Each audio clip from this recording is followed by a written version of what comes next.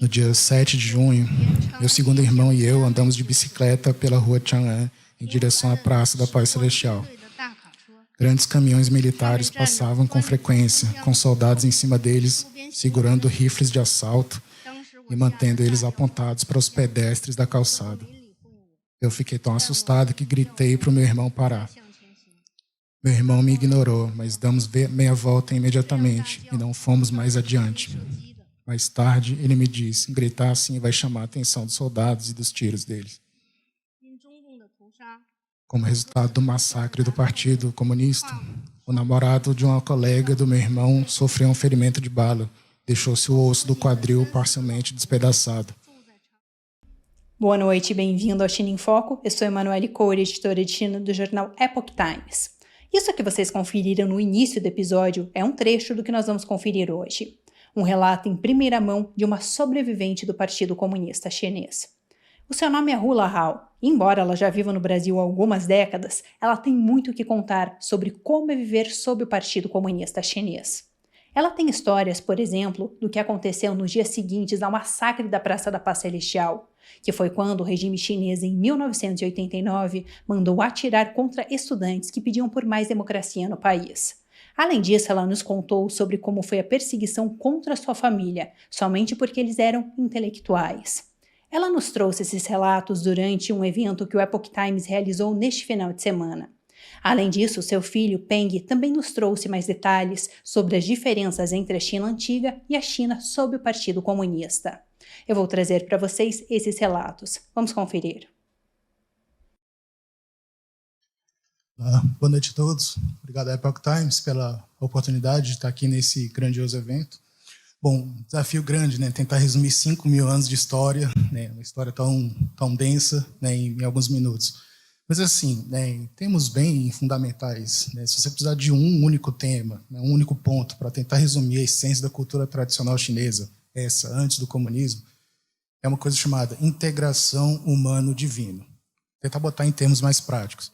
Basicamente, a crença popular tradicional de um chinês é de que a essência divina está em todas as coisas, todas as pessoas, né, tudo que se vê na natureza é um motivo de inspiração divina. Então, se você entendeu bem esse ponto, você consegue entender com facilidade até todas as especificidades dessa cultura chinesa de 5.000 milênios. Então, desde o sistema único de escrita, né, até o meio em que os valores, né, as premissas de como ser uma pessoa, né, são transmitidas ao longo das gerações. Então, tudo está permeado nisso. Inclusive, né, as religiões que foram derivadas da China, primeiramente o taoísmo, que dali derivou o confucionismo, né, cujas bases teóricas foram a referência para os concursos imperiais, né, durante vários séculos.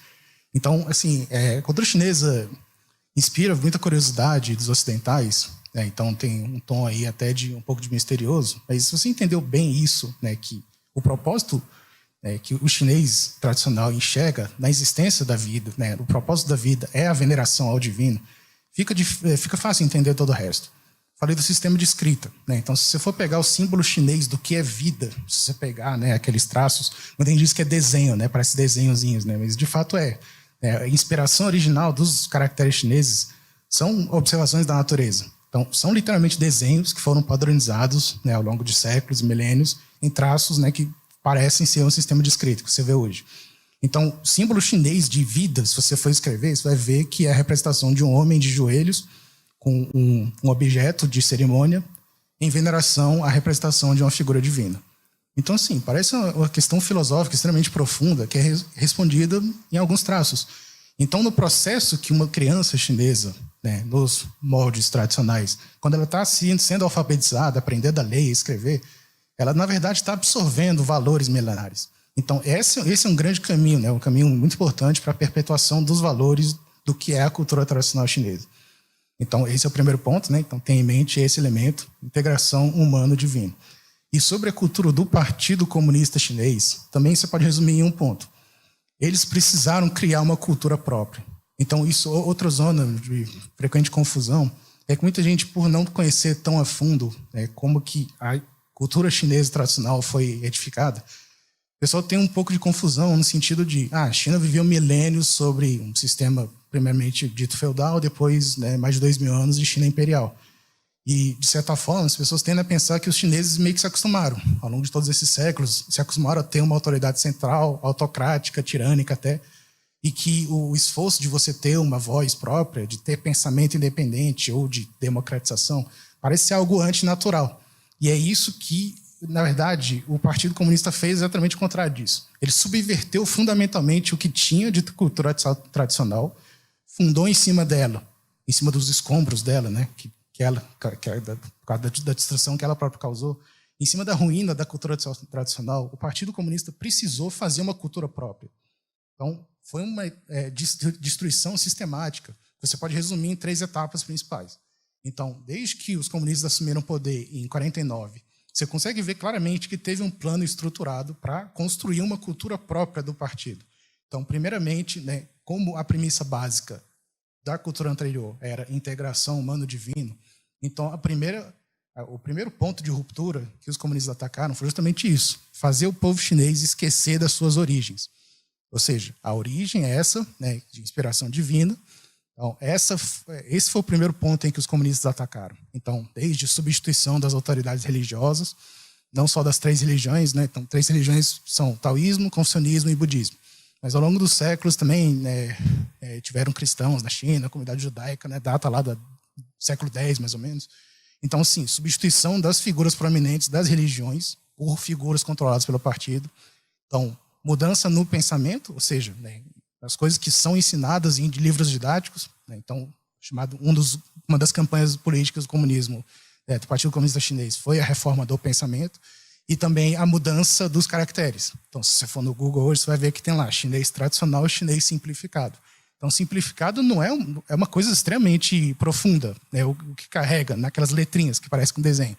Então, ao simplificar isso, você não só muda uma língua, você está mudando a essência daquilo que está sendo ensinado. Então, feito isso, dimensão divina, ou seja, cortar o laço histórico do chinês com o reconhecimento da existência divina. Segunda dimensão, dimensão humana, ou seja, basicamente intelectuais formadores de opinião. Então, depois que eu fiz esse povo, aos poucos, esquecer da origem divina dele, eu vou atrás dos formadores de opinião, ou seja, professores, né, pessoas com grandes conquistas, né, méritos acadêmicos e intelectuais. Então, isso se manifestou em várias campanhas políticas, a principal delas é chamado movimento antidireitista. Basicamente é isso. Então, eu cortei o laço, né, do povo com suas origens, agora eu vou substituir os intelectuais, formadores de opinião, pessoas com notório saber em suas respectivas áreas, eu vou substituir esse pessoal e colocar, né, partidários, né, do comunismo para passar a formar opinião de crianças, adolescentes e futuros formadores de opinião. E só depois disso que veio, né, a Revolução Cultural, de fato, né, os 10 anos de tormenta. Então, essa é a terceira dimensão, dimensão material. Então, sim, destruição material é aquela insanidade, né, de quebra de artefatos, teve seus dobramentos violentos também, mas essa, na verdade, foi a última fase. Então, a Revolução Cultural, na verdade, é a finalização da Revolução Cultural, né? Ou seja, no cenário onde já não existia, né, a herança das 2 etapas anteriores, então cortei a relação com o divino, troquei os intelectuais, né, então pessoas que formavam opinião, que eram boas, né, estudaram a vida inteira, eu substituí eles, né, botei eles para o campo para trabalhar, e depois de substituir os formadores de opinião, aí sim, eu parti para o lado material, né, quebrar os prédios, né, então, artefatos históricos. Então, na verdade, essa foi só o último passo, né, desse movimento de substituição cultural do Partido Comunista Chinês. Então, em termos bem resumidos, é isso. É claro que eu poderia ficar várias horas falando disso, né, mas eu também não tenho conhecimento de causa para falar com tantos detalhes sobre alguns episódios marcantes, né, desse regime curto, porém, né, cheio de desastres que o Partido Comunista Chinês implantou. Então, eu nasci em 1994. Então, aqui, que nem o Pedro tinha falado, né, chamar o palco aqui é uma pessoa que tem conhecimento de causa, viveu na pele vários desses episódios durante o regime comunista chinês. Então, uma pessoa especial para mim, né? Então, ela foi quem permitiu que eu herdasse os verdadeiros valores da cultura tradicional chinesa.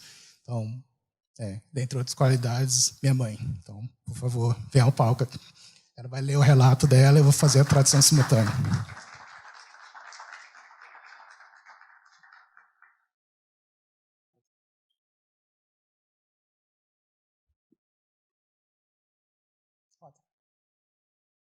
Ela vai falar com o microfone também?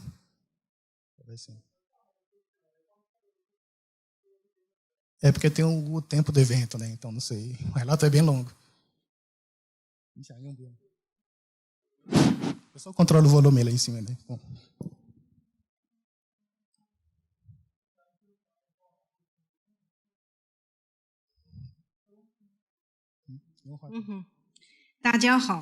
Olá a todos. Meu nome é Hula Hao, nasci na China. Gostaria de agradecer ao Epoch Times por organizar este evento. Tenho a oportunidade de agradecer as pessoas da minha segunda casa, Brasil, e de contar a história que eu vivenciei sobre as atrocidades do Partido Comunista Chinês contra o povo chinês, para que mais pessoas possam entender melhor a natureza do partido. Nasci em Pequim, em 1962. Eu não cheguei a pegar o período entre 59 e 61 dos 3 anos de fome. Mas meus pais sempre nos contavam sobre a tragédia daquela época. Como o Partido Comunista Chinês queria produzir grandes quantidades de aço para superar a Inglaterra e alcançar os Estados Unidos, todos os vilarejos pararam de trabalhar nas lavouras. Em vez disso, foram construir fornos improvisados. O governo ordenou que todas as panelas, pás e ferramentas agrícolas fossem entregues e levadas para serem derretidas, que fez com que ninguém colhesse os grãos maduros nos campos. Os que foram colhidos foram exportados ou mesmo diretamente dados pelo governo para outros países socialistas, em vez de distribuí-los à população. Isso fez com que cerca de 40 milhões de pessoas do país inteiro morressem de fome. Naquela época, minha avó ia procurar comida no lixo, pois a casca das árvores e as folhas já haviam sido todas arrancadas. O hospital militar onde meus pais estavam era um lugar relativamente melhor, mas até eles ficavam com o corpo inchado e sem ânimo e energia por causa da fome.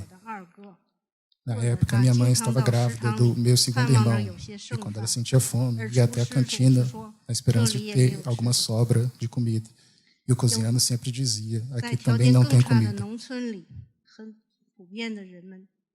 Na zona rural, onde as condições eram ainda piores, era comum que as pessoas comessem cadáveres para não morrer de fome, ou trocar seus filhos com outras pessoas, porque não era capaz de comer seus próprios filhos, ou comerem argila para saciar a fome e morrerem sufocados em decorrência disso, dentre várias tragédias similares. Meu pai sempre se destacou nos estudos. Ele foi admitido na Universidade de Yanjing, em Pequim, ainda muito jovem. Por acreditar na propaganda aparente do comunismo, ele se filiou ao partido aos 18 anos de idade. Para promover o comunismo mais amplamente, o partido designou ele para se matricular novamente na Union Medical College de Pequim, que era administrada por americanos. Meu pai sempre foi um dos melhores da classe em todas as matérias. Tanto professores chineses quanto estrangeiros recomendaram que ele continuasse a lecionar ali. Havia também um grande número de talentos estrangeiros excepcionais que retornaram à China. Mas assim que as campanhas políticas do partido começaram, as coisas rapidamente ficaram ruins para eles. Meu bisavô, Zhao Yingqi, foi governador de Gansu e Xinjiang durante a dinastia Qin. Após sua morte, o governo imperial autorizou e financiou a construção de um grande mausoléu em sua cidade natal, que fica em Anxi, província de Hubei. O mausoléu possui itens como cavalos de pedra e estátuas de pedra. Essas realizações dos meus antepassados tornaram prova do crime na Revolução Cultural contra meu pai. O mausoléu foi destruído, seu caixão foi arrastado até a beira do rio e aberto para que seu corpo ficasse exposto.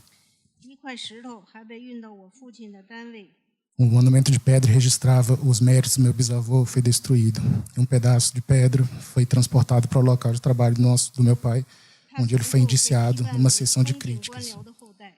Seu crime era ser descendente de burocratas feudais, herdeiro da classe opressora. Ele sofreu maus tratos desumanos, foi trancafiado numa gaiola de ferro de prender cachorros. Sob violenta coerção, ele foi forçado a confessar que era um espião americano apoiador do capitalismo. Depois disso, toda a família foi deportada até uma fazenda administrada por militares para fazer trabalhos forçados. Todos os dias, meu pai e outros intelectuais tinham que carregar sacos de 100 quilos, carregando caminhando sobre tábuas de madeira estreitas para carregar e descarregar os navios. Ao menor erro, eram insultados ou obrigados a trabalhar em dobro. No inverno, tinham que ficar na água gelada do rio para cravar estacas de madeira. Meu pai é nascido no norte e não estava acostumado com o clima do sul. Com a grande quantidade de mosquitos no verão, ele foi picado e contraiu malária. Às vezes ficava com febre alta, às vezes com o corpo todo gelado, mas não tinha permissão para ir ao hospital para se tratar. Naquela época, toda a China estava em estado de loucura. Quanto mais os intelectuais eram de alto nível, mais eram mandados para os locais com as piores condições de vida. Muitos deles viviam em estábulos e eram constantemente humilhados publicamente como exemplos de reabilitação. Muitos não conseguiram lidar com as humilhações e cometeram suicídio ou morreram de doença. Desde o início do regime comunista chinês, sempre pregou a igualdade entre homens e mulheres, mas sempre limitou severamente o comportamento.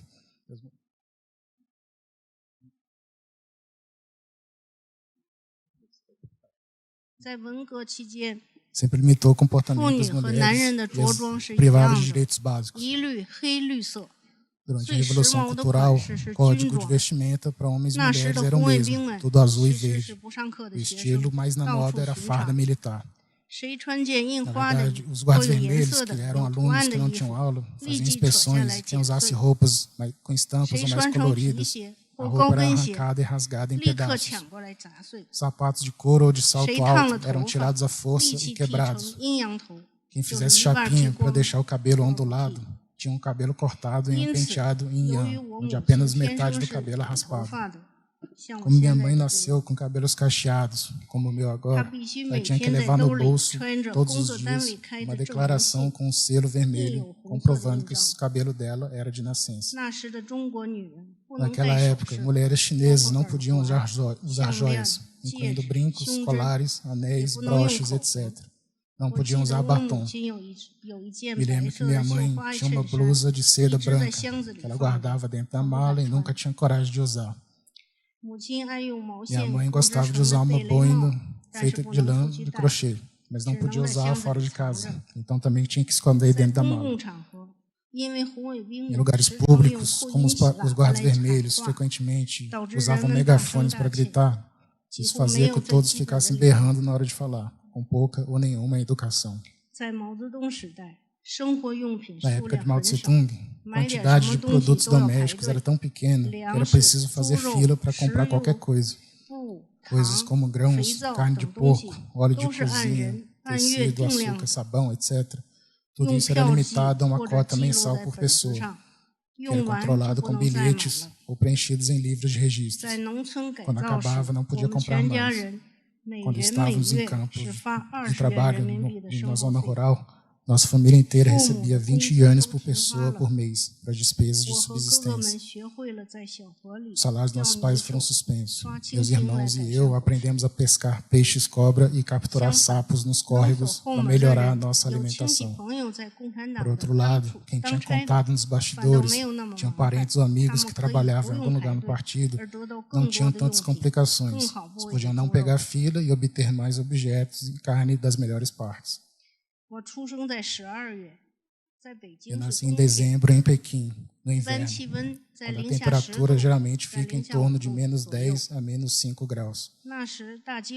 Naquela época, a grande fome tinha acabado de amenizar. Na unidade do meu pai faltava carvão, tornando a calefação residencial insuficiente. Mesmo dentro de casa, fazia muito frio. Eu tinha apenas alguns dias de vida quando eu peguei pneumonia por causa do frio e fiquei com a respiração obstruída. Minha mãe não conseguia me ouvir chorando e só então percebeu que eu já estava sufocada com o rosto roxo e batimentos cardíacos fracos. Meu pai me levou no colo e correu por mais de 10 minutos até chegar no pronto-socorro, onde o médico me socorreu aplicando um estimulante cardíaco e usando equipamento para sugar o catarro dos meus pulmões. Só assim consegui sobreviver. Mas a partir de então, meu corpo ficou muito fraco. Um pouco de vento frio era o bastante para me deixar gripado. Eu tinha constantemente doenças como pneumonia, rinite, faringite e bronquite. Minha família mantinha remédios anti-inflamatórios e eu fiquei anos e anos tomando injeções e esses medicamentos. o que me causou grandes danos ao fígado e aos rins. Minha pele ficou muito sensível e eu frequentemente tinha alergias severas. O Partido Comunista Chinês renegou e destruiu completamente a cultura tradicional. Inventou seus próprios livros que distorcem a verdadeira história para doutrinar as crianças. E elas, desde cedo, ficaram forçadas a ter visões ateístas e evolucionistas, preenchidas com a ideologia de conflito, onde os fracos lutam contra os fortes. Quando eu ia para a escola na zona rural, tinha apenas uma sala de aula.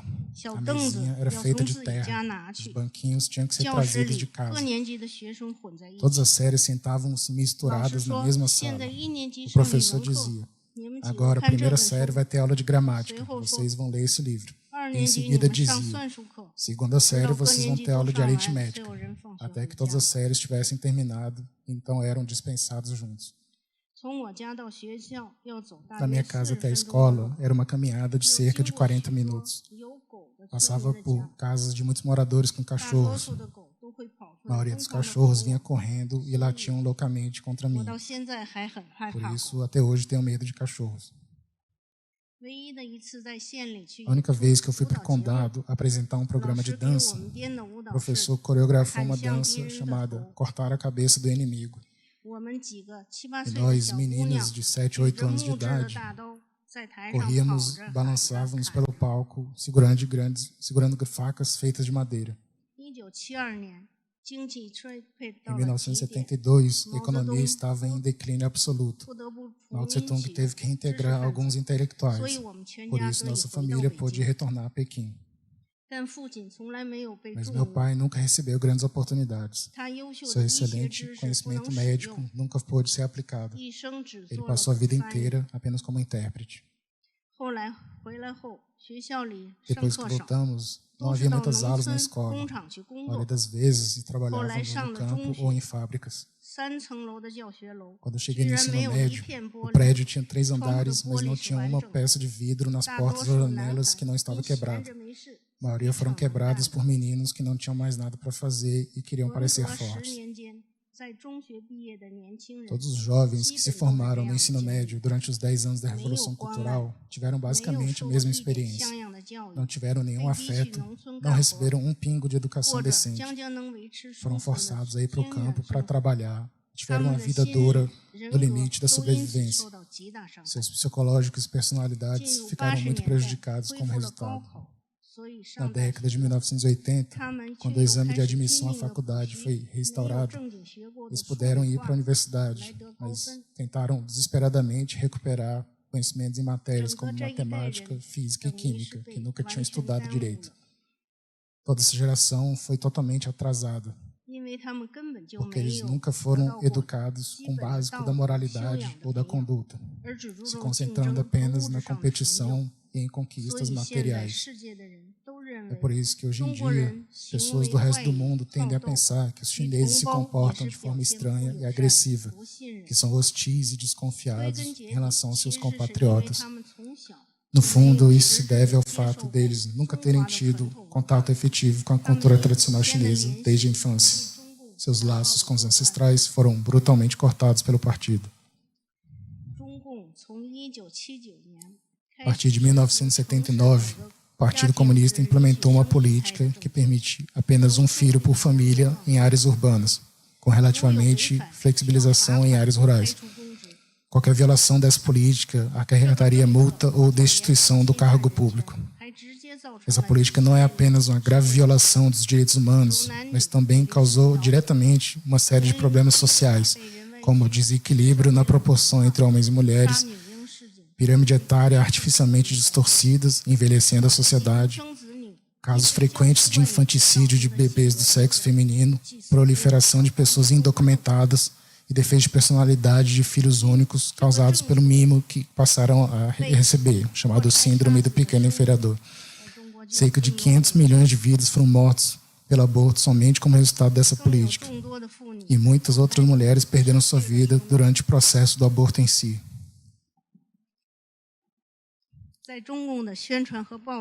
Sob a propaganda e a violência do Partido Comunista Chinês, o povo chinês passou a tomar o aborto como parte da vida normal. Indiretamente, isso fez com que a sociedade inteira ficasse cada vez mais indiferente e sem compaixão com a vida. Mesmo sem mencionar os danos evidentes que essa política causou à economia, a dilaceração que ela causou à decência humana e a centenas de milhões de famílias é um verdadeiro desastre social. Uma grande porcentagem de mulheres chinesas de maior idade sofreu muito com isso. Uma política nacional tão desumana assim, somente o Partido Comunista Chinês poderia criar. E somente o Partido Comunista Chinês poderia revogá-la como se nada tivesse acontecido. E agora está forçando os jovens de hoje a terem 2 ou 3 filhos. Em 1989, eu já tinha 26 anos de idade. Devido à morte do líder da ala reformista do partido, Hu Yaobang, o descontentamento reprimido do povo chinês com a corrupção e o desvio de verbas do partido finalmente explodiu, com os estudantes universitários indo às ruas em primeiro lugar, seguidas de protestos de quase todos os segmentos da sociedade. A partir de meados de abril, até mesmo a maioria das pessoas de unidades de governo veio demonstrar seu apoio aos estudantes e sua oposição ao abuso de poder de parentes de funcionários de alto escalão do partido para obterem lucro. A partir de maio, veículos militares com tropas armadas tentaram entrar na Praça da Paz Celestial para reprimir o movimento à força, ao oeste pelo distrito de Fantai e ao leste pelo distrito de Chaoyang, com a rua Chang'an que passa em frente à praça como destino final. Por isso, cidadãos comuns montaram barricadas em cruzamentos ou viadutos, usando blocos de concreto, cercas de ferro, ônibus, etc. Nas 2 semanas anteriores ao dia 4 de junho, Pequim já estava em estado sem administração governamental. Não se via policiais nas ruas. Pela cidade, praticamente não havia ônibus ou pessoas indo para trabalhar normalmente. A Praça da Paz Celestial fica no centro de Pequim. Meu local de trabalho era quase ao lado. Para os funcionários, se ofereciam voluntariamente para demonstrar apoio aos estudantes da praça, que estava coberta de estudantes e faixas de várias instituições. Havia muitos apoiadores nas ruas ao redor. Havia veículos entregando comida e água, comboios de motocicletas e triciclos, ajudando estudantes com insolação a chegarem ao hospital. Eram todos atos espontâneos. Naquela época, quase não havia agentes de segurança trabalhando em Pequim, mas não havia incidentes de roubos. Minha família morava no 3º anel viário do oeste, no distrito de Haidian, no anexo residencial do Hospital Geral da Força Aérea de Pequim. Cerca de 8 horas da noite do dia 3 de junho, começaram a soar tiros intensos, parecidos com barulho de fogos de artifício. Em seguida, pessoas feridas começaram a ser encaminhadas em sequência para o ponto de socorro. Um médico da época disse que se tratava de ferimentos de bala, então ficamos sabendo que o barulho era de tiros. O tiroteio continuou e foi gradualmente se deslocando para o leste, em direção à Praça da Paz Celestial. Chegando à madrugada, o som dos tiros foi ficando menos audível. Na manhã do dia 4 de junho, nuvens escuras taparam o nascer do sol. Em seguida, caiu uma chuva torrencial.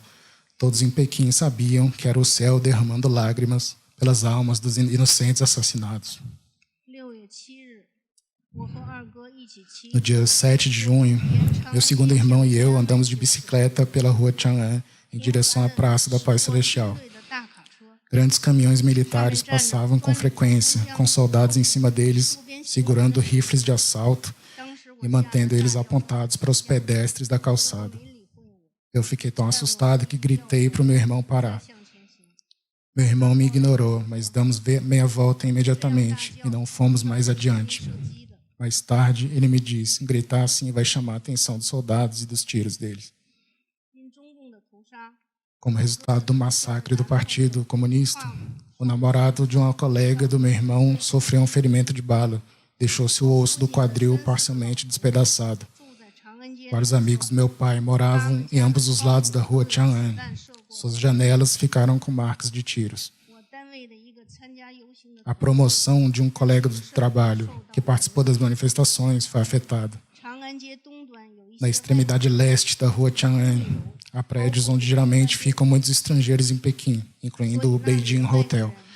Por isso que estrangeiros dali puderam tirar algumas fotos, inclusive a famosa foto do homem-tanque.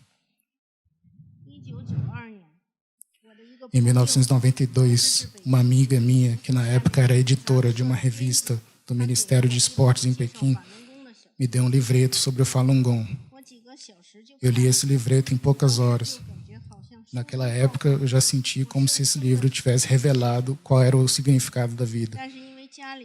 Entretanto, devido a afazeres de trabalho e da família, foi somente em 1997, quando uma amiga de infância que morava na vizinhança veio me convidar para participar, que finalmente comecei a praticar o Falun Gong oficialmente.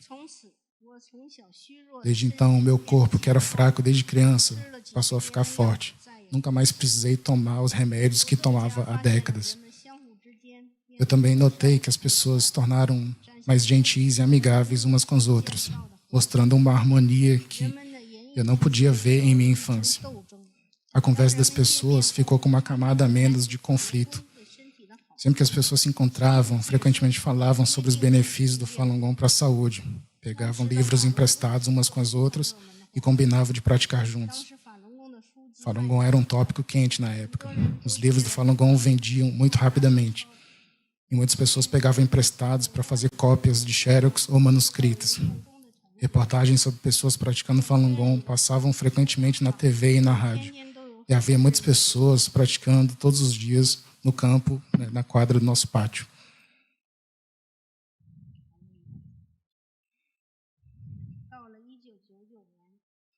Em 1999, cerca de 100 milhões de pessoas na China já estavam praticando o Falun Gong.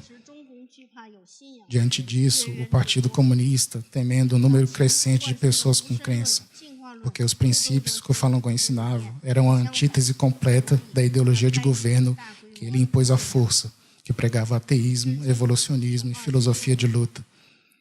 Então começou uma repressão violenta e em larga escala, que já dura 26 anos. Quando o Falun Gong foi proibido, todos na vizinhança se sentiram inseguros. Tudo que restou foram conselhos em voz baixa que diziam: o governo proibiu a prática, o pesadelo está voltando de novo. Minha amiga de infância foi presa, enviada a um campo de reeducação por 1 ano e meio por praticar o Falun Gong. Devido a isso, seu pai idoso morreu de tristeza e preocupação. Depois que ela voltou para casa, ela não teve mais coragem de praticar o Falun Gong. E agora eu não consigo entrar em contato com ela, não sei como está agora. A minha outra amiga, que era editora de revista, liguei para sua casa algumas vezes depois de vir ao Brasil. E assim que eu ouvia um alô, a ligação caía automaticamente.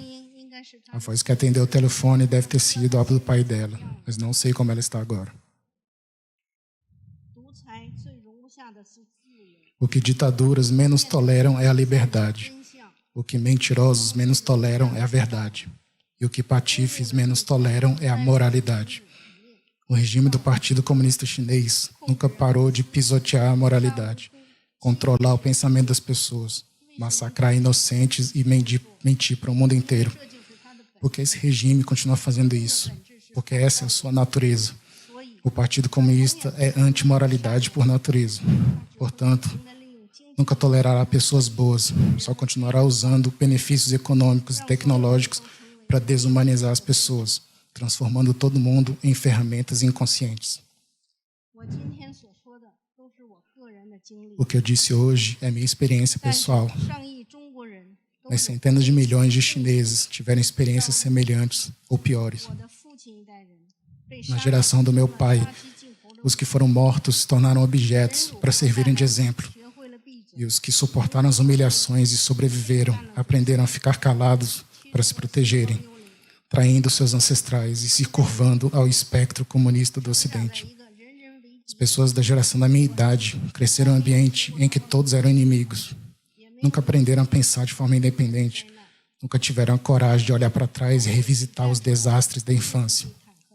Aqueles que tiveram coragem de dar um passo adiante foram rapidamente esmagados até a morte por tanques. E os sobreviventes que testemunharam tudo se calaram novamente ou simplesmente desistiram da vontade de buscar formar suas próprias opiniões, se tornando insensíveis cadáveres ambulantes. A geração seguinte simplesmente não sabe de nada sobre as tragédias das 2 gerações anteriores, mas desde a infância carregaram a pressão de se sobressaírem. E as escolas e vestibulares tornaram um novo campo de batalha onde todos são inimigos. E os jovens se tornaram máquinas de competição, frias e sem sentimentos. Na 4ª geração, nascidos nas décadas de 2000 e 2010, tudo que eles veem é a sofisticação aparente da infraestrutura econômica, celulares e videogames. Foram mimados para se tornarem cada vez mais decadentes e não se importarem com qualquer coisa ou qualquer pessoa, inclusive eles mesmos. Eles podem facilmente usar as ferramentas tecnológicas para saber a verdade sobre as décadas anteriores, mas suas mentes, que acumularam os frutos de quase um século de repressão, regrediram a ponto de talvez ficarem indiferentes, mesmo depois de verem a verdade. A verdade da história não será alterada pelo totalitarismo. Tampouco a essência da natureza humana desaparecerá com a repressão. Espero que todos possam enxergar claramente o tamanho dos danos que o comunismo causou ao povo chinês, às pessoas de todo o mundo e à natureza humana. Não importa onde você esteja, que origem social tenha ou quais preferências políticas tenha, o reconhecimento e a defesa da natureza humana são universais e sem fronteiras. Da mesma forma, diante da destruição da natureza humana, toda a humanidade é vítima disso. Espero sinceramente que todas as pessoas sejam capazes de escolher um futuro melhor para si mesmos. Obrigado, Brasil. Obrigado a todos.